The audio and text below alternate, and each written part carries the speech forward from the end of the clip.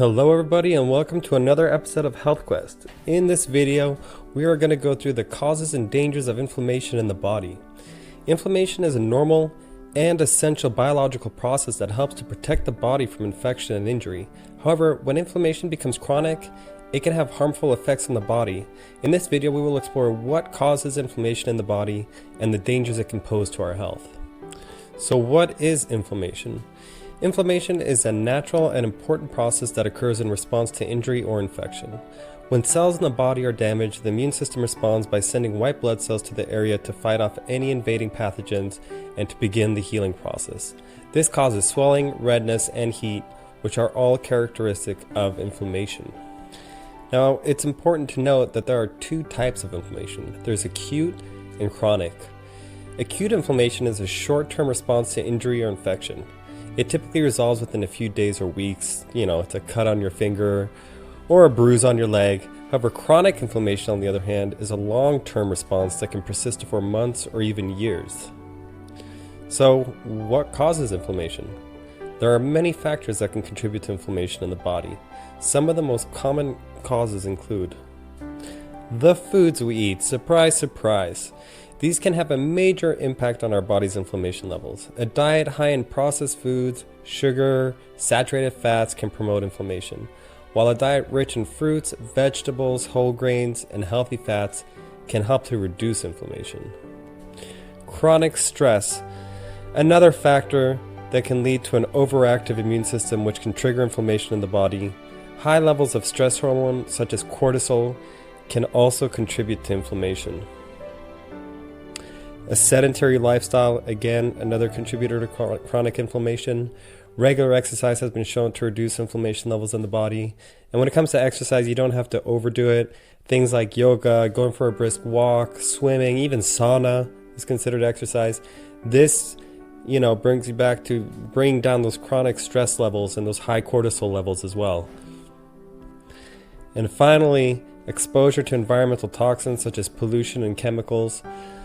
Now, these are a little bit more difficult to avoid. However, if you can, wash any store-bought vegetables, fruit, before you put them in the blender or start cooking or eating them raw, whatever you want to do with them, just to clean off that residue of pesticide.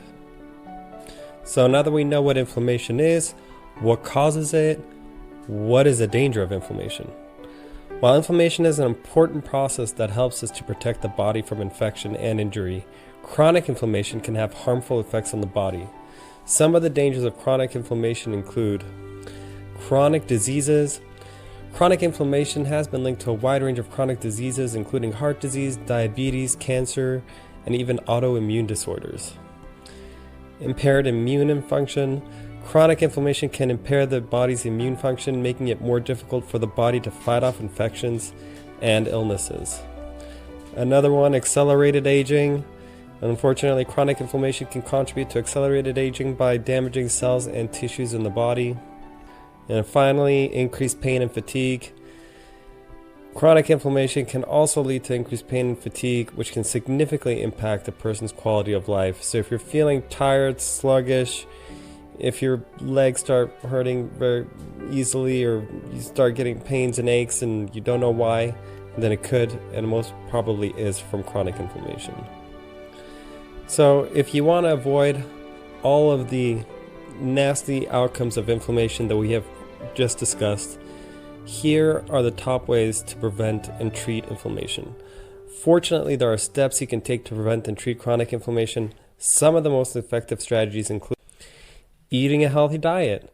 A diet rich in whole foods, fruits, vegetables, and healthy fats can help to reduce inflammation in the body.